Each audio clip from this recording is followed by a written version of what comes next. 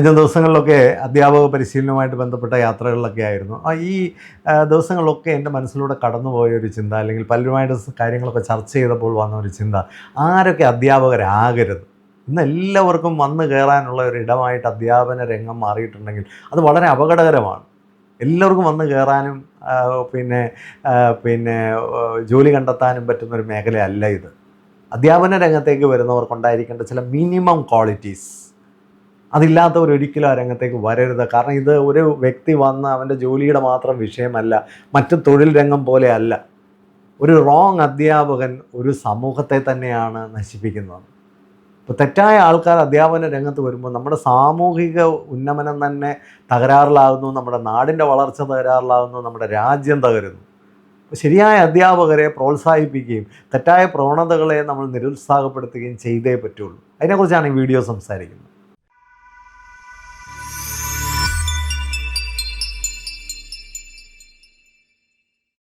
കഴിഞ്ഞ ദിവസം ഒരു അധ്യാപക പരിശീലന പരിപാടി നടക്കുകയാണ്. വളരെ പ്രമുഖമായൊരു സ്കൂളിലാണ്. ടീച്ചേഴ്സിൻ്റെ ഒരു 1 ഡേ വർക്ക്ഷോപ്പാണ്. അപ്പോൾ ഈ വർക്ക്ഷോപ്പൊക്കെ നടക്കുന്നതിനിടയിൽ ഒരു ഉച്ച സമയത്ത് പ്രിൻസിപ്പൽ തന്നെ എന്നോട് ചോദിച്ചൊരു ചോദ്യമാണ്, സാറേ ഈ അധ്യാപകരാകരുതാത്തത് ആരൊക്കെയാണ്? പലപ്പോഴും നമ്മളിങ്ങനെ എല്ലാവരും അധ്യാപകരാകാനായിട്ട് വരുന്നുണ്ട്. ഇപ്പോൾ എല്ലാ മേഖലയിൽ നിന്നും ആൾക്കാർ അധ്യാപകരാകാനായിട്ടൊക്കെ വരുന്നൊരു കാലമാണ്. പല മേഖലയിലും തൊഴിലുകളൊക്കെ നഷ്ടപ്പെടുന്നുണ്ട്. അപ്പോൾ അങ്ങനെ അതുകൊണ്ട് തന്നെ പലർക്കും കുറച്ചു കാലം ജോലിയൊക്കെ ചെയ്ത് കഴിയുമ്പോൾ മടുക്കുന്നുണ്ട്. ഇവരെല്ലാം അധ്യാപന മേഖലയിലേക്ക് വരാൻ ആഗ്രഹിക്കുകയാണ്. പലരും അങ്ങനെ അധ്യാപന മേഖലയിലേക്ക് വരുന്നുമുണ്ട്. എന്നാൽ ആരൊക്കെ ആയിക്കൂടാ എന്നുള്ളതൊന്ന് കൃത്യമായി പറയാൻ പറ്റും. എനിക്ക് വളരെ കൗതുകരമായി തോന്നിയൊരു ചോദ്യമാണ്. തീർച്ചയായിട്ടും ഞാനത് അതിനെപ്പറ്റി വളരെ ഗൗരവമായിട്ട് ആലോചിക്കുകയും ചെയ്തു. ഇന്ന് അധ്യാപകർ ആകാനായിട്ട് പഠിക്കുന്ന പിന്നെ കുറച്ച് വിദ്യാർത്ഥികളുമായിട്ട് ഇടപെടാനൊരവസരം കിട്ടിയപ്പോഴും അവിടെയും ഞാൻ കണ്ടെത്താനായിട്ട് ശ്രമിച്ചത്, കുട്ടികളുമായിട്ടുള്ള ചർച്ചയിലൂടെ കണ്ടെത്താൻ ശ്രമിച്ചത്, ആരൊക്കെ യഥാർത്ഥത്തിൽ അധ്യാപകരായിക്കൂടാ എന്നുള്ളത് നമ്മൾ തിരിച്ചറിയണം. കാരണം നമുക്ക് വേറെ ഏതെല്ലാം മേഖലയിൽ പോയി ജോലി ചെയ്യാം. അധ്യാപന വൃത്തി എന്ന് പറയുന്നത് എല്ലാവർക്കും ചെയ്യാൻ കഴിയുന്നൊരു കാര്യമല്ല. മാത്രമല്ല അതിന് ഒരുപാട് പിന്നെ ഡീപ്പ് ഇമ്പാക്റ്റ് ഉണ്ട്. കാരണം നമ്മളൊരു തെറ്റായ രീതിയിൽ അത് ചെയ്തു കഴിഞ്ഞാൽ ഒരു തലമുറയെ തന്നെയാണ് അത് തകർത്ത് കളയുന്നത്. അപ്പോൾ സ്വാഭാവികമായിട്ടും ആ മേഖലയ്ക്ക് കൊള്ളാവുന്നവർ ആ മേഖലയിലേക്ക് വരണം. കൊള്ളാൻ വയ്യാത്തവർക്ക് ഒന്ന് ചിന്തിക്കാനൊരു അവസരം കൊടുക്കണം. അതാണ് ഈ വീഡിയോയിലൂടെ ഞാൻ ആഗ്രഹിക്കുന്നത്. ഏറ്റവും പ്രധാനമായിട്ട് കുട്ടികളെ റെസ്പെക്റ്റ് ഇല്ലാത്ത ആൾക്കാർ, if you don't have any respect for children, ഈ പണിക്ക് പോവുകയേ ചെയ്യരുത്. കാരണം വിദ്യാഭ്യാസ മേഖലയിൽ പ്രവർത്തിക്കുന്ന അധ്യാപകരെന്ന് പറയുന്നത് അവർക്ക് കിട്ടുന്ന ശമ്പളമോ അവരുടെ ഒരു തൊഴിലോ ഇതൊന്നും അല്ല പ്രധാനം. ഏറ്റവും പ്രധാനമായ കാര്യം അവിടുത്തെ പ്രൈമറി ഒബ്ജക്റ്റീവ് എന്ന് പറയുന്നത് ട്രാൻസ്ഫോർമേഷൻ ഓഫ് സ്റ്റുഡൻസാണ്. ആ കുട്ടികളെ നമുക്ക് കിട്ടിയിരിക്കുന്ന കുട്ടികളെ റെസ്പെക്റ്റ് ചെയ്യാൻ കഴിയാത്ത ഒരാൾ, ഏത് തരത്തിലുള്ള കുട്ടികളെയാണ് നമുക്ക് കിട്ടുന്നത്, ആ കുട്ടികളെ റെസ്പെക്റ്റ് ചെയ്യാൻ നമുക്ക് കഴിയണം. നമ്മളൊരു ഗ്രാമത്തിൽ ചെന്ന് കഴിഞ്ഞാൽ ആ ഗ്രാമത്തിലെ കുട്ടികളെ നമുക്ക് റെസ്പെക്റ്റ് ചെയ്യാൻ കഴിയുന്നില്ലെങ്കിൽ നമ്മളൊരു അധ്യാപകനല്ല. നമ്മൾ എവിടെയാണോ ചെന്നിരിക്കുന്നത് ആ സ്ഥലത്ത് നമുക്ക് കിട്ടുന്ന കുട്ടികളെ നമുക്ക് റെസ്പെക്റ്റ് ചെയ്യാൻ കഴിയണം. നമ്മുടെ ക്ലാസ്സിൽ കിട്ടിയിരിക്കുന്ന കുട്ടികളെ നമുക്ക് റെസ്പെക്റ്റ് ചെയ്യാൻ കഴിയണം. എൻ്റെ ക്ലാസ്സിലെ കുട്ടികൾ അവരൊരു നിലവാരമില്ലാത്തവരാണ് എന്ന് പറയുന്ന അധ്യാപകരെ ഞാൻ ധാരാളമായിട്ട് കണ്ടിട്ടുണ്ട്. ഒരു മനുഷ്യൻ എന്നോട് പറഞ്ഞാണ്, ഞാൻ I M A product of Delhi university, പക്ഷേ ഇവിടുത്തെ കുട്ടികളൊക്കെ വളരെ മോശമാണ്. നീ ഒരു ഡൽഹി യൂണിവേഴ്സിറ്റിയിൽ പഠിച്ച നിലവാരം കാണിക്കണമെങ്കിൽ ഇവിടുത്തെ കുട്ടികളെ നിനക്ക് മാനിക്കാൻ കഴിയണം, അല്ലെങ്കിൽ നിനക്ക് ഒരു നിലവാരമില്ല എന്നാണ് അതിൻ്റെ അർത്ഥം. അപ്പോൾ കുട്ടികളെ മാനിക്കാൻ കഴിയാത്ത, കുട്ടികളെ റെസ്പെക്റ്റ് ചെയ്യാൻ കഴിയാത്ത, ബേസിക്കലി കുട്ടികളെ റെസ്പെക്റ്റ് ചെയ്ത് തുടങ്ങുമ്പോഴാണ് അവരിലെ നന്മകളൊക്കെ പുറത്തു വരുന്നത്. ഓരോ കുട്ടിയും ഒരു സ്റ്റോറിയാണ്. നമുക്കറിയില്ല ഓരോ കുട്ടിയുടെ അവസ്ഥ. ഞാൻ ഇന്ന് അധ്യാപകർക്ക് വേണ്ടി ഒരു ക്ലാസ്സിൽ അധ്യാപകരാകാനായിട്ട് പഠിക്കുന്ന കുട്ടികൾക്ക് വേണ്ടി ഒരു ക്ലാസ് എടുക്കുകയായിരുന്നു. ആ ക്ലാസ്സിൽ ഏറ്റവും സ്മാർട്ടായിട്ട് ബിഹേവ് ചെയ്ത ഒരു കുട്ടി, ഞാൻ കാറിലേക്ക് കയറുമ്പോൾ എൻ്റെ അടുത്ത് വന്നു, സർ എനിക്കൊരല്പനേരം സംസാരിക്കാൻ പറ്റുമോ? ഞാൻ മനസ്സിലാക്കിയത് ആ ക്ലാസ്സിൽ ഏറ്റവും ബെസ്റ്റായിട്ട് പെർഫോം ചെയ്ത, ആ ക്ലാസ്സിൽ ഏറ്റവും ബെസ്റ്റായിട്ട് പിന്നെ റിഫ്ലക്റ്റ് ചെയ്ത, വളരെ ഹാപ്പിയായിട്ട് റിഫ്ലക്റ്റ് ചെയ്ത ആ കുട്ടി എത്ര ഭയാനകമായ ഒരു ഭവന സാഹചര്യത്തിൽ നിന്നാണ് വരുന്നത്. നമ്മൾ കാണുന്നതല്ല ഓരോ കുട്ടികളും. ഓരോ കുട്ടിയും റെസ്പെക്റ്റ് ചെയ്യാനും, ഓരോ കുട്ടിയും ഒരു സ്റ്റോറിയാണെന്ന് മനസ്സിലാക്കാനും, ഓരോ കുട്ടിയും അവരുടെ നെർവസ് സിസ്റ്റം കൊണ്ട് തന്നെ വളരെ ഡിഫറെൻറ്റാണ്. കഴിഞ്ഞ ദിവസം ഒരു ഒരു പ്രൈമറി സ്കൂൾ ടീച്ചർ പറയുന്നത് കേട്ടു. ഞാൻ 30 നെർവസ് സിസ്റ്റത്തെയാണ് ഒരു ക്ലാസ്സിൽ മാനേജ് ചെയ്യുന്നത്. ഓരോ കുട്ടിയുടെയും സിസ്റ്റം ഓരോ തരത്തിലാണ്. ആ വൈവിധ്യത്തെ കൃത്യമായി മനസ്സിലാക്കി അവരെ ഒരുമിച്ച് കൊണ്ടുപോകാൻ കഴിയുക എന്നൊക്കെ പറയുന്ന ഒരു ടോൾ ഓർഡറാണ്. ആ നിലവാരത്തിലേക്ക് ഉയരാൻ കഴിയണം അധ്യാപനം. പഴയ കാലമല്ല. നമുക്കിന്ന് ഒരുപാട് ടൂൾസൊക്കെ കിട്ടിയിട്ടുണ്ട്.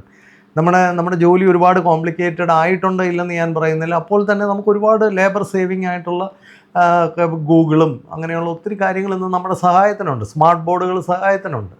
അപ്പോൾ ആ സഹായങ്ങളൊക്കെ നമ്മൾ എൻജോയ് ചെയ്തുകൊണ്ട് കൂടുതൽ കുട്ടികളിലേക്ക് ഇറങ്ങിച്ചെല്ലാൻ നമുക്ക് കഴിയണം. അത് കുട്ടികളെ റെസ്പെക്റ്റ് ചെയ്യുന്ന, അല്ലെ കുട്ടികളെ കണ്ടെത്തണമെന്ന് വലിയൊരു ആഗ്രഹമുള്ള ഒരാളിന് മാത്രമേ സാധിക്കുള്ളൂ. I wanted to reach him.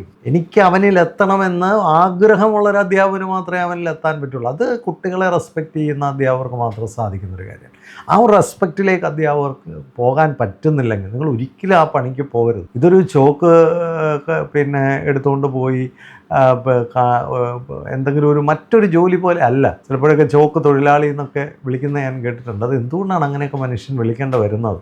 രണ്ടാമത്തെ ഒരു കാര്യം, നമുക്ക് പേഷ്യൻസ്, ഇമോഷണൽ കൺട്രോളും ഇല്ലെങ്കിൽ നമ്മൾ അധ്യാപകരാകരുത്. പ്രത്യേകിച്ച് സ്കൂൾ ലെവൽ അധ്യാപകർക്ക് ഏറ്റവും വലിയ ക്വാളിറ്റിയാണ് ഇമോഷണൽ കൺട്രോൾ ആൻഡ് പേഷ്യൻസ്. അതൊരു നല്ല മെൻ്റൽ ഹെൽത്തുള്ള ഒരാളാണെങ്കിൽ മാത്രമേ സാധിക്കുള്ളൂ. അധ്യാപകരുടെ മെൻ്റൽ ഹെൽത്തിനെ കുറിച്ച് യാതൊരു ചർച്ചയും നടക്കുന്നില്ല. വളരെ ഗൗരവമായി എടുക്കേണ്ട ഒരു കാര്യമാണ്. കഴിഞ്ഞ ദിവസം തന്നെ ഒരു പ്രൊഫഷണൽ കോളേജിലാണ് ഒരു കുട്ടി ആത്മഹത്യ ചെയ്തതുമായിട്ട് ബന്ധപ്പെട്ട് ഒരു അധ്യാപകനെ പറ്റി നാട് മുഴുവൻ ഇന്ന് ചർച്ച ചെയ്യുക. ആലോചിച്ച് നോക്കിക്കേ. വളരെയധികം വൈകല്യങ്ങളുള്ള, വ്യക്തിത്വ വൈകല്യങ്ങളുടെ നിറകുടമായ, മാനസിക വൈകൃതങ്ങളുള്ള ഒരാളാണ് അവിടെ ഒരു ഡെൻ്റൽ കോളേജ് അധ്യാപകനായിട്ടിരിക്കുന്നു. ആലോചിച്ച് നോക്കിക്കേ.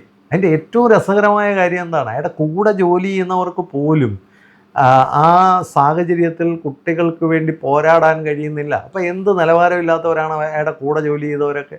സീനിയർ കുട്ടികൾക്ക് പോലും ജൂനിയർ കുട്ടികളെ പ്രൊട്ടക്റ്റ് ചെയ്യാൻ കഴിയുന്നില്ല. ഇതൊക്കെ വിദ്യാഭ്യാസമാണോ? ഞാനൊക്കെ ആലോചിക്കാനും, ഞാനൊക്കെ പഠിക്കുന്ന കാലത്ത് എൻ്റെ ഒരു ജൂനിയർ കുട്ടിക്ക് എന്തെങ്കിലും ഒരു വിഷയം വന്നു കഴിഞ്ഞാൽ അതൊക്കെ ഞങ്ങളെ സംബന്ധിച്ച് അത് കഴിഞ്ഞിട്ടേ ഉള്ളൂ ബാക്കി കാര്യങ്ങൾ. അധ്യാപകരൊക്കെ അത്തരത്തിൽ ഉണർവുള്ളവരായിരിക്കണം. കുട്ടികൾക്ക് വേണ്ടി ഏതറ്റം വരെയും പോരാടാൻ കഴിയണമല്ല. സ്വന്തം തടി രക്ഷിക്കാനും സ്വന്തം ഇൻക്രിമെൻറ്റ്, സ്വന്തം വളർച്ചയും മാത്രം നോക്കി നടക്കുന്നവരെയൊക്കെ അധ്യാപകരെന്ന് വിളിക്കാം. ഈ മേഖലയ്ക്ക് ഇതൊരു ദൗത്യ മേഖലയാണ് അധ്യാപനം. ഒരു തൊഴിലല്ല. ഒരു ചാക്ക് മറിക്കുന്ന തൊഴിലാളിയുടെ നിലവാരത്തിലല്ല ഒരു അധ്യാപകൻ. നമുക്ക് നല്ല മെൻ്റൽ ഹെൽത്ത് വേണം. നല്ല മെൻ്റൽ ഹെൽത്ത് എന്ന് പറയുന്നത് കറേജാണ്. നല്ല മെൻ്റൽ ഹെൽത്ത് എന്ന് പറയുന്ന പേഷ്യൻസാണ്. നല്ല മെൻ്റൽ ഹെൽത്ത് എന്ന് പറയുന്ന ഇമോഷണൽ കൺട്രോളാണ്. ചില സാഹചര്യത്തിലൊന്നും നമുക്ക് ചിരിക്കാൻ പറ്റില്ല. ചില സാഹചര്യത്തിൽ നമ്മൾ എമ്പതൈസ് ചെയ്യേണ്ടതായിട്ട് വരും. ചില സാഹചര്യത്തിലൊക്കെ നമ്മൾ വളരെയധികം ആത്മനിയന്ത്രണം പാലിക്കേണ്ടതായിട്ടൊക്കെ വരും. ആ നിലവാരമാണ്, ആ മെൻ്റൽ ക്വാളിറ്റിയാണ് ഒരു അധ്യാപകൻ ഉണ്ടാവേണ്ടത്. അതില്ലാത്തവർ ഈ പണിക്ക് പോകാതിരിക്കാന്നല്ലോ. പേഷ്യൻസൊക്കെ വളരെ ആവശ്യമാണ്. പ്രത്യേകിച്ച് കൊച്ചുകുട്ടികളെയൊക്കെ പഠിപ്പിക്കുമ്പോൾ നമ്മൾ ആ കുട്ടികളെ കൃത്യമായി മനസ്സിലാക്കി, ഓരോ കുട്ടിയുടെയും ഒരു ലേണിംഗ് സ്റ്റൈലൊക്കെ ഡിഫറെൻ്റാണ്. ഓരോ കുട്ടിയുടെയും ബിഹേവിങ് സ്റ്റൈൽ ഡിഫറെൻ്റാണ്. ഓരോ കുട്ടിയുടെയും റിയാക്ഷൻസ് ഡിഫറെൻ്റാണ്. ഇതൊക്കെ കൃത്യമായി മനസ്സിലാക്കി ഓരോ കുട്ടിയെ ആ കുട്ടിക്കനുസരിച്ച് കൈകാര്യം ചെയ്തെങ്കിൽ മാത്രമേ അത്തരം കുട്ടികളെയൊക്കെ ഡെവലപ്പ് ചെയ്ത് കൊണ്ടുവരാനായിട്ട് പറ്റുള്ളൂ. വലിയ പേഷ്യൻസ് ആവശ്യം. ഈ പ്രൈമറി സ്കൂളിലൊക്കെ പഠിപ്പിക്കാനായിട്ട് ധാരാളം പേരിപ്പോൾ വരുന്നുണ്ട്.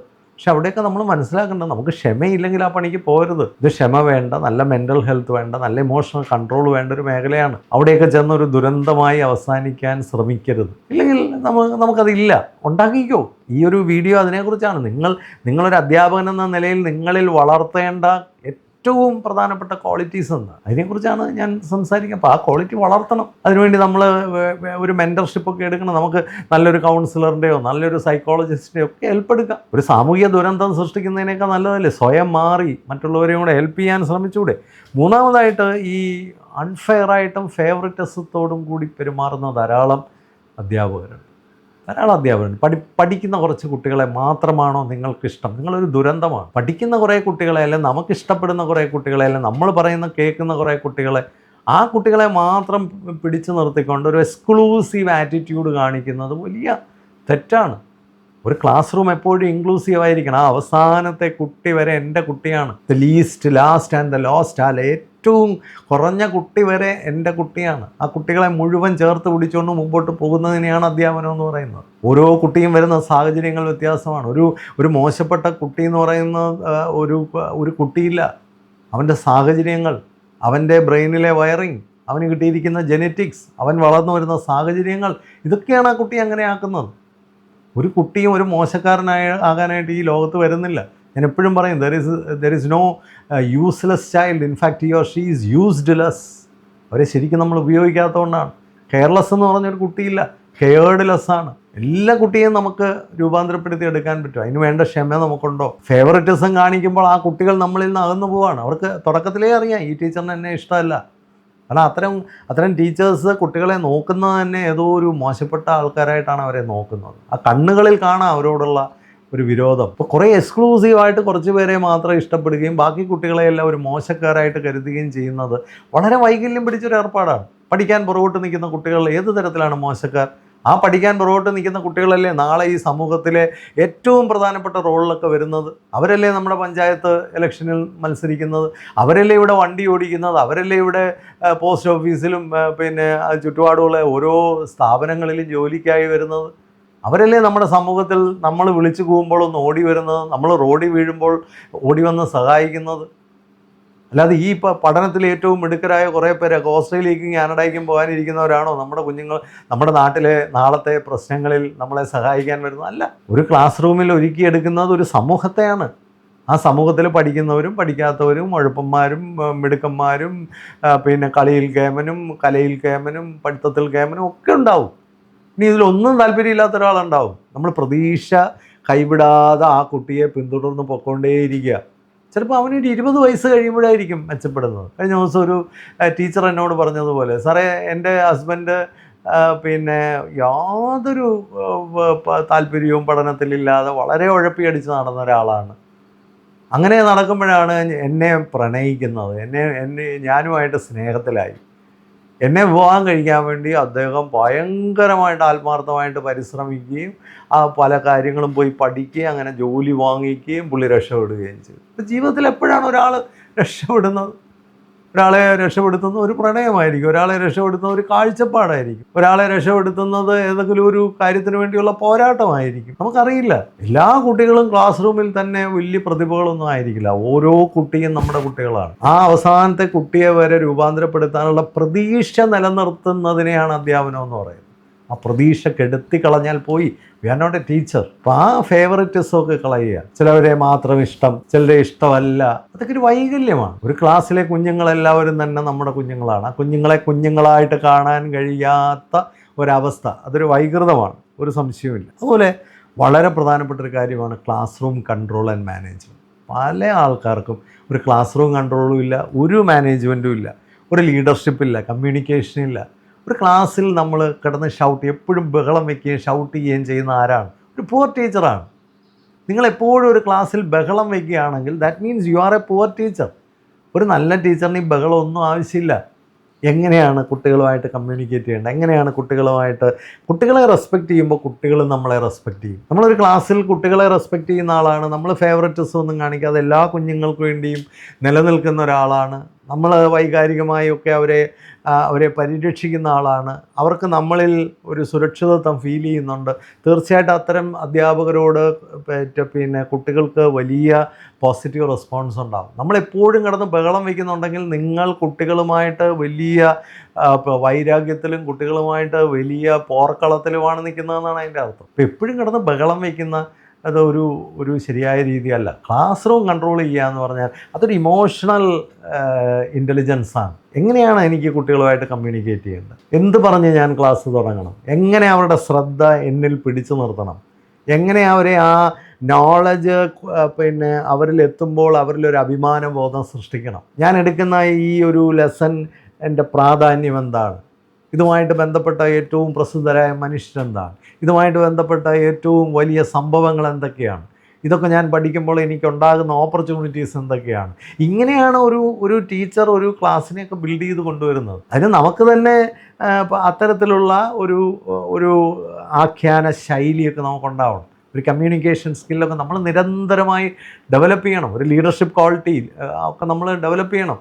നമ്മുടെ ക്ലാസ്സിൽ നമുക്ക് കൂടുതൽ ശ്രദ്ധ കുട്ടികളിൽ നിന്ന് കിട്ടാൻ, കൂടുതൽ അവരെ ഇൻസ്പയർ ചെയ്യാൻ, കൂടുതൽ അവരെ ട്രാൻസ്ഫോം ചെയ്യാൻ കൂടുതൽ അവരെ ആക്ഷനിലേക്ക് കൊണ്ടുവരാൻ അവർക്ക് എന്തെങ്കിലും ആക്ടിവിറ്റീസ് കൊടുക്കാൻ പറ്റുമോ, അവരെ എങ്ങനെ ഇതിനകത്ത് ഇൻവോൾവ് ചെയ്യാം, അവരെയും കൂടെ എങ്ങനെ ഇതിനകത്ത് പാർട്ടിസിപ്പേറ്റ് ചെയ്യാം, ഇതൊക്കെ ഒരു ടീച്ചർ കാലാകാലങ്ങൾ കൊണ്ട് ഡെവലപ്പ് ചെയ്തെടുക്കേണ്ടതാണ്. ആദ്യത്തെ വർഷം തന്നെ അതൊന്നും നമുക്ക് കിട്ടും. പക്ഷേ 10 കൊല്ലം കഴിഞ്ഞിട്ടും 15 കൊല്ലം കഴിഞ്ഞിട്ടും ക്ലാസ്സിൽ കിടന്ന് വിളിച്ചു പോവുകയും ബഹളം ഉണ്ടാക്കുകയും തൊട്ടതിനും പിടിച്ചതിനും എല്ലാം പ്രിൻസിപ്പൽ റൂമിലേക്ക് പോവുകയും ഒക്കെ ചെയ്യുന്ന ആളാണ് നിങ്ങളെങ്കിൽ you are a very poor teacher and you are destroying generations.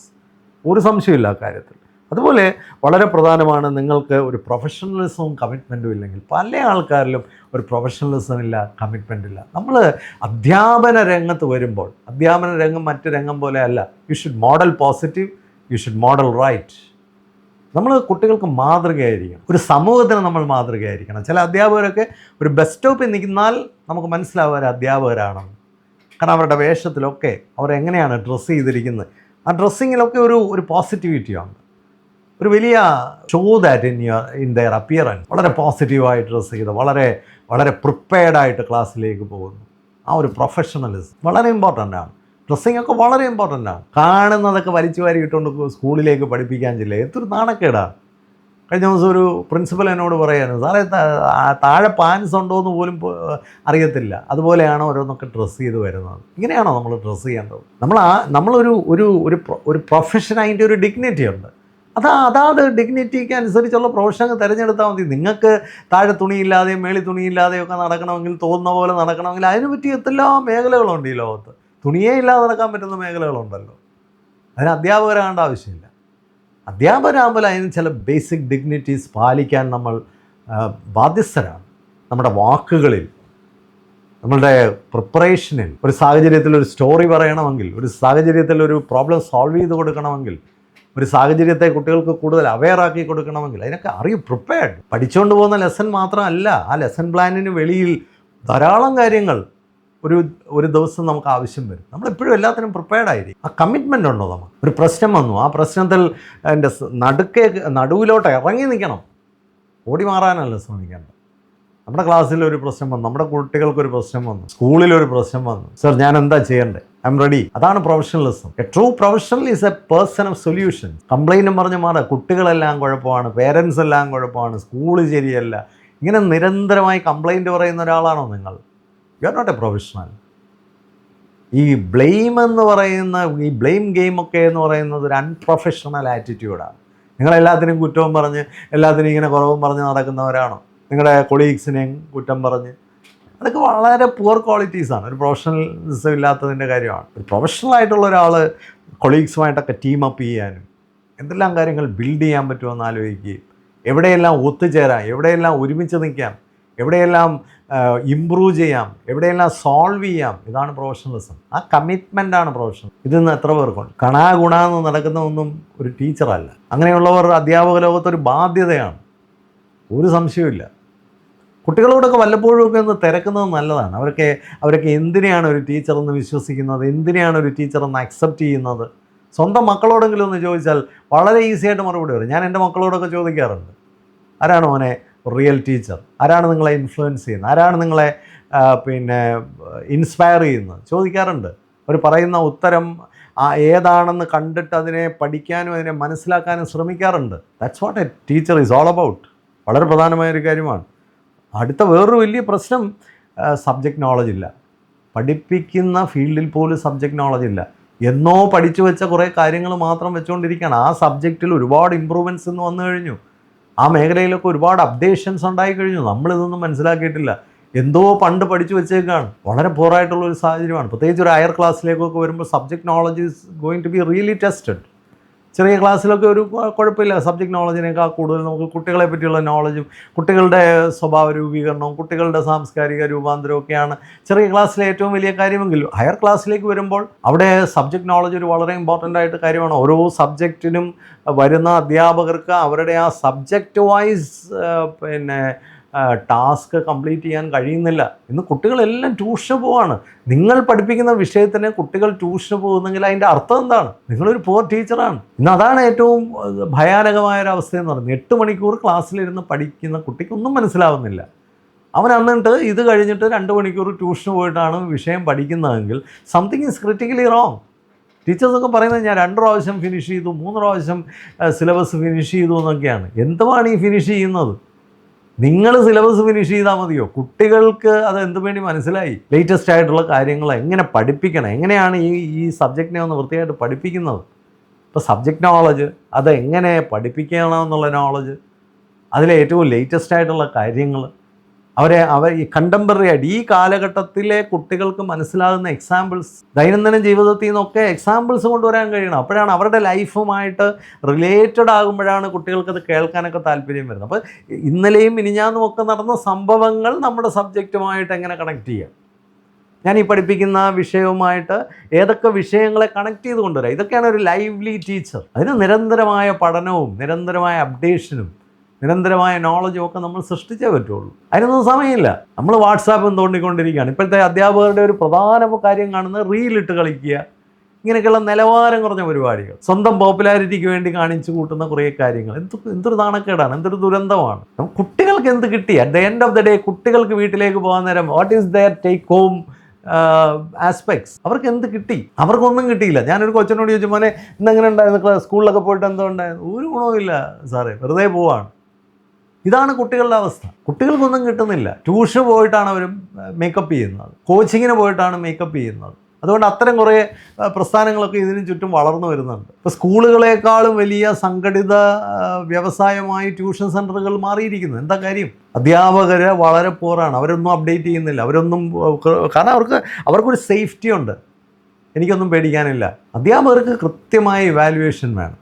അവർ പഠിപ്പിക്കുന്ന ക്ലാസ്സസ് ഇഫക്റ്റീവാണോ, അവർ പഠിപ്പിക്കുന്ന സബ്ജക്റ്റ് ഇഫക്റ്റീവാണോ, അവർ കുട്ടികളിൽ അവർ പഠിപ്പിക്കുന്ന സബ്ജക്റ്റിനെ കുട്ടികളിൽ എത്തിക്കാൻ അവർക്ക് കഴിയുന്നുണ്ടോ? മെജോറിറ്റി സ്റ്റുഡൻസിനും ഒരു ക്ലാസ്സിലൊന്നും മനസ്സിലാവുന്നില്ലെങ്കിൽ സംതിങ് ഈസ് ക്രിട്ടിക്കലി റോങ്. 9ാം ക്ലാസ്സിൽ വരുന്ന കുട്ടിക്ക് എഴുതാനും വായിക്കാനും അറിയില്ല എന്നൊക്കെ പറയുമ്പോൾ നമ്മൾ എന്ത് ലാംഗ്വേജാണ് അവരെ പഠിപ്പിച്ചത്? 10ാം ക്ലാസ്സിൽ വരുന്ന ഒരു കുട്ടിക്ക് കണക്കേ ചെയ്യാൻ പറ്റുന്നില്ല. അപ്പോൾ 6ലും 7ലും 8ലും ഒക്കെ എന്ത് കണക്കാണ് അവരെ പഠിപ്പിച്ചത്? ഇതൊക്കെ നമ്മൾ ചോദിക്കുമ്പോൾ ആർക്കും ഇഷ്ടപ്പെടത്തില്ല. പക്ഷേ ഇഷ്ടപ്പെടാതിരുന്നിട്ടൊന്നും കാര്യമില്ല. This is A nation building aspect. ഇത് ചോദിച്ചേ പറ്റൂ. ഇത് ചോദിച്ചില്ലെങ്കിൽ പിന്നെ എന്താണ് നമ്മൾ ചോദിക്കേണ്ടത്? അപ്പം ഇങ്ങനെയുള്ളവർ അധ്യാപകരായി ഒരു ദുരന്തമായി മാറാതിരിക്കാൻ പ്രത്യേകം ശ്രദ്ധിക്കുക. അതുപോലെ വളരെ വലിയൊരു കാര്യമാണ് ഒരു പൊതുലോകത്തെ പറ്റിയും സമൂഹത്തെ പറ്റിയുള്ള ഒരു അവയർനെസ്. നമ്മൾ കുട്ടികളെ പഠിപ്പിക്കുമ്പോൾ ആ കുട്ടികൾ വരുന്ന സമൂഹത്തെക്കുറിച്ചും അവരുടെ ജോഗ്രഫിക്കലായിട്ടുള്ള ഡിഫറൻസുകളെക്കുറിച്ചും അവരുടെ സാഹചര്യങ്ങളെക്കുറിച്ചും പരിസ്ഥിതിയെക്കുറിച്ചുമൊക്കെ നമുക്ക് നല്ലൊരു ഉയർന്ന ബോധം വേണം. ഇത് അധ്യാപകനോട് സോഷ്യൽ ഇൻ്റലിജൻസ് എന്ന് പറയും.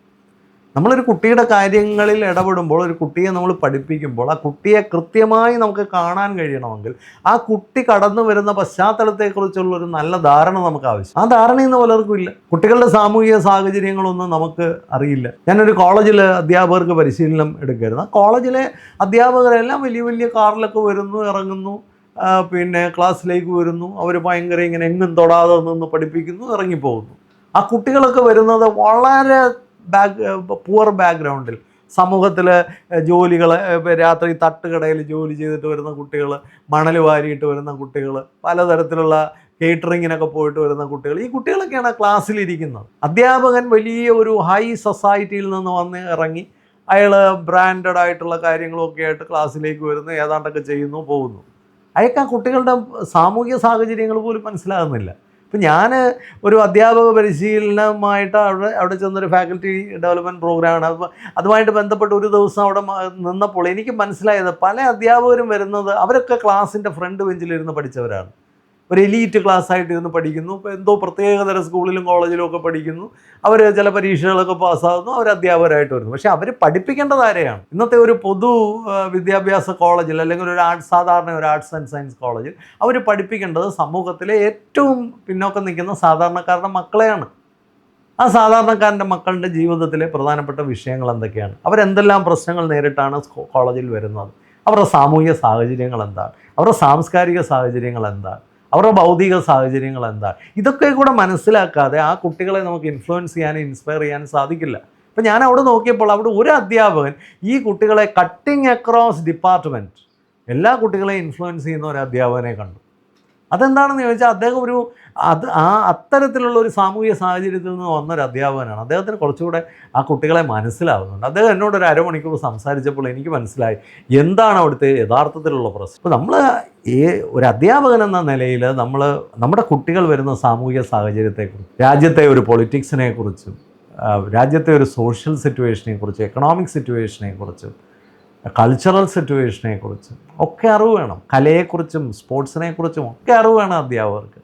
കുട്ടികൾ സംസാരിക്കുന്ന കാര്യങ്ങളും കുട്ടികളുടെ ജീവിതത്തിൽ പ്രാധാന്യമുള്ള കാര്യങ്ങളും നമ്മൾ അറിയണം. അവരിന്ന് IPL കുറിച്ച് സംസാരിക്കുമ്പോൾ അധ്യാപകന് IPL പറ്റി ഒരു ചെറിയ ധാരണയെങ്കിലും വേണം. അവരിന്ന് ഒരു സിനിമയെക്കുറിച്ച് സംസാരിക്കുമ്പോൾ ആ സിനിമയെക്കുറിച്ച് ഒരു ചെറിയ ധാരണയെങ്കിലും അധ്യാപകന് വേണം. ഇതാണ് ഒരു പ്രശ്നം. നമ്മുടെ കുട്ടികളുടെ ലോകത്തെ കൂടി അറിഞ്ഞ് നമ്മൾ നിന്നാലേ അവർ നമ്മളെ റെസ്പെക്റ്റ് ചെയ്യുള്ളൂ, അവർ നമ്മളെ ഉൾക്കൊള്ളൂ. ഇത് വളരെ പ്രധാനമായ ഒരു കാര്യമാണ്. ആൻഡ് ഫൈനലി പല അധ്യാപകരുടെയും ഒരു കുഴപ്പം, they have a refusal to reflect. ഒരു ഫീഡ്ബാക്ക് എടുക്കുന്നില്ല, ഒന്ന് റിഫ്ലക്റ്റ് ചെയ്ത് നോക്കുന്നില്ല. ഞാൻ എൻ്റെ പഠിപ്പീര് എങ്ങനെ ഉണ്ട്, ഞാൻ എവിടെയാണ് ഇമ്പ്രൂവ് ചെയ്യേണ്ടത്. കുട്ടികളിൽ നിന്നൊരു ഫീഡ്ബാക്ക് എടുക്കാറുണ്ടോ? കൊളീഗ്സിൽ നിന്നൊരു ഫീഡ്ബാക്ക് എടുക്കാറുണ്ടോ? ഇനി സ്കൂളിലെ പ്രധാന അധ്യാപകൻ തന്നെ നമുക്കൊരു ഫീഡ്ബാക്ക് തന്നാൽ അതിനെ പോസിറ്റീവായിട്ട് റിസീവ് ചെയ്യാറുണ്ട്. നമ്മൾ ഇടയ്ക്കിടയ്ക്ക് നമ്മളെ ഒന്ന് വിലയിരുത്തണം. ആ വിലയിരുത്തൽ പ്രധാനമാണ്. എല്ലാ മികച്ച വിദ്യാഭ്യാസ മേഖലയിലും അവിടെയെല്ലാം നിരന്തരമായ ഇവാലുവേഷനും ആ ഡീവിയേഷൻസ് അളക്കാനുള്ള സംവിധാനങ്ങളുമുണ്ട്. മഹാനായ മാനേജ്മെൻറ്റ് ഗുരുവായ ഫിലിപ്പ് കോട്ട്ലർ പറഞ്ഞിട്ടുണ്ടോ, what ever is measured improves. Measure ചെയ്യാത്ത ഒന്നും ഇമ്പ്രൂവ് ചെയ്യില്ല. അപ്പോൾ ഓരോ അധ്യാപകരെയും അളക്കണം, ഓരോ അധ്യാപകരെയും ഇവാലുവേറ്റ് ചെയ്യണം. ഇനി അതിനുള്ള സംവിധാനം ആ സ്കൂളിലില്ല, സിസ്റ്റത്തിലില്ല. Forget about it. നിങ്ങൾ സ്വന്തമായിട്ട് നിങ്ങളെ മെഷർ ചെയ്യുന്നുണ്ടോ? നിങ്ങളെ ഇവാലുവേറ്റ് ചെയ്യുന്നുണ്ടോ? നിങ്ങളുടെ ഗ്യാപ്സും ഡെഫിഷ്യൻസീസും തിരിച്ചറിയുന്നുണ്ടോ? അത് ഇമ്പ്രൂവ് ചെയ്യാനായിട്ട് പരിശ്രമങ്ങൾ നടത്തുന്നുണ്ടോ? You are a wonderful teacher. അത്തരം ടീച്ചേഴ്സിനെയാണ് കാലഘട്ടം ആവശ്യപ്പെടുന്നത്. ലോകത്ത് ഒരുപാട് പ്രശ്നങ്ങൾ വരും, കുട്ടികളുടെ ഇടയിൽ ഒത്തിരി പ്രശ്നങ്ങളുണ്ട്. ആധുനിക കാലത്ത് ടെക്നോളജിയുടെ പ്രശ്നം, ആ പ്രശ്നം, ഈ പ്രശ്നമൊക്കെ ഉണ്ട്. നിയമത്തിൻ്റെ പ്രശ്നങ്ങളുണ്ട്, പരിരക്ഷകളില്ലാത്ത പ്രശ്നങ്ങളുണ്ട്. പക്ഷേ ഇതിനെയൊക്കെ മറികടക്കണമെങ്കിൽ നമ്മളിൽ നിരന്തരമായ ഇൻപുട്ടുകൾ ഉണ്ടാവണം, നമ്മളിൽ നിരന്തരമായ കറക്ഷൻസ് ഉണ്ടാവണം. ലോകത്ത് പ്രശ്നങ്ങൾ, സാഹചര്യങ്ങൾ, വെല്ലുവിളികളൊക്കെ കൂടി വരുമ്പോൾ വിദ്യാഭ്യാസ രംഗത്ത് കുറേ ബ്ലെയിം ചെയ്തുകൊണ്ട് നിൽക്കുന്നവരെ അല്ല ടീച്ചേഴ്സ് എന്ന് പറയുന്നത്. ഓരോ വിഷയങ്ങളും വരുമ്പോൾ ആ വിഷയങ്ങളെ എങ്ങനെ അതിജീവിക്കാം, എൻ്റെ ക്ലാസ്സിനെ കുറച്ചുകൂടെ എങ്ങനെ ഇമ്പ്രൂവ് ചെയ്യാം, എൻ്റെ വിദ്യാഭ്യാസ പ്രവർത്തനത്തെ കുറച്ചുകൂടെ എങ്ങനെ ഇമ്പ്രൂവ് ചെയ്യാം, എവിടേക്കാണ് എനിക്ക് കുറച്ചുകൂടെ മാറ്റങ്ങൾ ആവശ്യമുള്ളത്, എന്തൊക്കെ കാര്യങ്ങളാണ് ഞാൻ പുതിയതായിട്ട് പഠിക്കേണ്ടത്, ടെക്നോളജിക്കലായിട്ട് ലേൺ ചെയ്യണോ അതോ സൈക്കോളജിക്കലായിട്ടാണോ ഞാൻ ലേൺ ചെയ്യേണ്ടത്, എന്തെല്ലാം സ്കില്ലുകളാണ് ഞാൻ ഡെവലപ്പ് ചെയ്യേണ്ടത്. ഇത്തരത്തിൽ ഇമ്പ്രൂവ് ചെയ്യാനുള്ള നിരന്തരമായ ഒരു മനസ്സില്ലാത്ത ഒരാൾ ആധുനിക കാലത്ത് മിസ്ഫിറ്റാണ് എഡ്യൂക്കേഷൻ സിസ്റ്റത്തിൽ എന്ന് പറയേണ്ടി വരും. ഇപ്പം നമ്മൾ എല്ലാവർക്കും കയറി നിരങ്ങാൻ പറ്റുന്ന ഒരു സ്ഥലമല്ല അധ്യാപകർ. നല്ല അധ്യാപകരെ നമ്മൾ ആദരിക്കണം, അവരെ റെസ്പെക്റ്റ് ചെയ്യണം.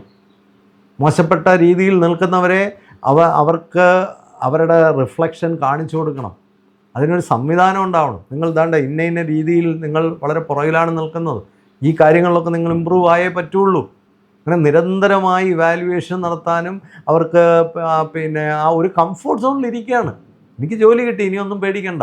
അല്ല, എല്ലാ 5 കൊല്ലത്തിലും അധ്യാപകർ എവിടെ നിൽക്കുന്നുവെന്ന് അവർക്ക് മനസ്സിലാക്കി കൊടുക്കാനും അവർക്ക് നിരന്തരമായ ട്രെയിനിങ്, ഈ കാര്യത്തിലൊക്കെ ട്രെയിനിങ് വേണം. എത്ര സ്കൂളുകൾ ഗൗരവമായി ട്രെയിനിങ്ങിനെ കുറിച്ച് ചിന്തിക്കുന്നുണ്ട്? ആരാണ് ട്രെയിനേഴ്സായിട്ട് വരുന്നത്? ട്രെയിനേഴ്സായി വരുന്നവർ പോലും കണാഗുണയാണ്. പിന്നെ എങ്ങനെയാണ് ഒരു സ്കൂൾ സിസ്റ്റം ഇമ്പ്രൂവ് ആവുന്നത്? എവിടെയാണ് അവരെ ഇമ്പ്രൂവ് ചെയ്യിക്കേണ്ടത്? അവിടെയാണ് നമ്മൾ ട്രെയിനിങ് കൊടുക്കേണ്ടത്. Training fils the gap between potential and performance. നിങ്ങളുടെ കുട്ടികൾ പഠിക്കുന്ന സ്കൂളുകളിലൊക്കെ നല്ല ശക്തമായ ട്രെയിനിങ്ങുകൾ അധ്യാപകർക്ക് കിട്ടുന്നുണ്ട്. അവരെ റിയലായിട്ട് പ്രൊഫഷണലായിട്ടും പേഴ്സണലായിട്ടും എക്വിപ്പ് ചെയ്യുന്നുണ്ട്. അവരെ കാലഘട്ടത്തിനനുസരിച്ച് ട്രാൻസ്ഫോം ചെയ്യുന്നുണ്ടെന്ന് ഉറപ്പുവരുത്തുക. അല്ലെങ്കിൽ അതിന് നഷ്ടം വരുന്നത് നിങ്ങളുടെ കുട്ടികൾക്കായിരിക്കും. നിങ്ങൾ ഈ വീഡിയോ കേൾക്കുമ്പോൾ ഒരു ടീച്ചറിനെങ്കിലും ഇതൊന്ന് ഷെയർ ചെയ്ത് കൊടുക്കുക. ഒരു ഫ്രണ്ടിനോടൊന്ന് ഷെയർ ചെയ്ത് കൊടുക്കുക. കാരണം അധ്യാപകർ ലോകത്ത് കുറഞ്ഞു നിന്നാൽ അതിൻ്റെ നഷ്ടം നമ്മുടെ സമൂഹത്തിന് മുഴുവൻ സംഭവിക്കും. അതുപോലെ നിങ്ങൾ ഇത് കേൾക്കുന്ന ഒരു അധ്യാപകനാണെങ്കിൽ നിങ്ങളുടെ സ്കൂളുകളിലൊക്കെ ഇത്തരത്തിലുള്ള നിരന്തരമായ പ്രവർത്തനങ്ങൾ നടക്കുന്നുണ്ടോ എന്ന് ഉറപ്പുവരുത്തുക. നമ്മുടെ കൂടെയുള്ള എല്ലാവരും ഒരുപോലെ എക്വിപ്ഡ് ആയെങ്കിൽ മാത്രമേ ഒരു സ്കൂൾ സിസ്റ്റം സ്ട്രോങ് ആയിട്ട് പോകത്തുള്ളൂ. 1-2 അധ്യാപകരും മിടുക്കരായതുകൊണ്ട് കാര്യമില്ല. ഇന്ന് എല്ലാ സ്കൂളിലും 1-2-4-5 അധ്യാപകരുണ്ട്. പക്ഷേ ബാക്കി അധ്യാപകരിലൊക്കെ വലിയ വീക്ക്നെസ്സുകളുണ്ട്. ആ വീക്ക്നെസ്സുകളാണ് നമ്മുടെ കുഞ്ഞുങ്ങളെ ബാധിക്കുന്നത്. ആ വീക്ക്നെസ്സാണ് നമ്മുടെ സ്കൂളിൻ്റെ റെപ്യൂട്ടേഷനെ ബാധിക്കുന്നത്. ഒരു ചങ്ങലയിലെ ഒരു കണ്ണി വീക്കാണെങ്കിൽ ആ ചങ്ങല ഭാരം എടുക്കുമ്പോൾ പൊട്ടിപ്പോവും. ആ ഓരോ കണ്ണിയെയും ബലപ്പെടുത്തി നമ്മുടെ സമൂഹത്തെ രക്ഷിക്കുക എന്നുള്ള വലിയൊരു സാമൂഹിക ഉത്തരവാദിത്വം നമുക്കുണ്ട്. തീർച്ചയായിട്ടും ഇത് ഇഷ്ടപ്പെട്ടെങ്കിൽ മറ്റുള്ളവർക്ക് കൂടെ ഒന്ന് ഷെയർ ചെയ്ത് കൊടുക്കുക. ധാരാളം അധ്യാപകരിലേക്കും വിദ്യാഭ്യാസ രംഗത്ത് പ്രവർത്തിക്കുന്ന ആളുകളിലേക്കും ഒക്കെ ഇതൊന്ന് നിരന്തരമായി ഷെയർ ചെയ്തുകൊണ്ടേയിരിക്കുക. കാരണം ആര് അധ്യാപകരാകരുത് എന്നുള്ളതിനെക്കുറിച്ചാണ് ഞാൻ പറഞ്ഞത്. അങ്ങനെയുള്ളവർ ഒരിക്കലും അധ്യാപകരാകാതിരിക്കട്ടെ. അപ്പോൾ ആര് അധ്യാപകരാകണം എന്നുള്ളതും, ഇനി നമുക്ക് ഈ തരത്തിലുള്ള എന്തെങ്കിലും പോരായ്മകളുണ്ടെങ്കിൽ എങ്ങനെ ആ പോരായ്മയെ പരിഹരിക്കണം എന്നുള്ളതും ഒക്കെ തിരിച്ചറിയാൻ ഈ വീഡിയോ സഹായിക്കുന്നുണ്ടെങ്കിൽ ഐ ആം ഹാപ്പി. എല്ലാവർക്കും സന്തോഷവും സമാധാനവും നേരുന്നു. Happy living.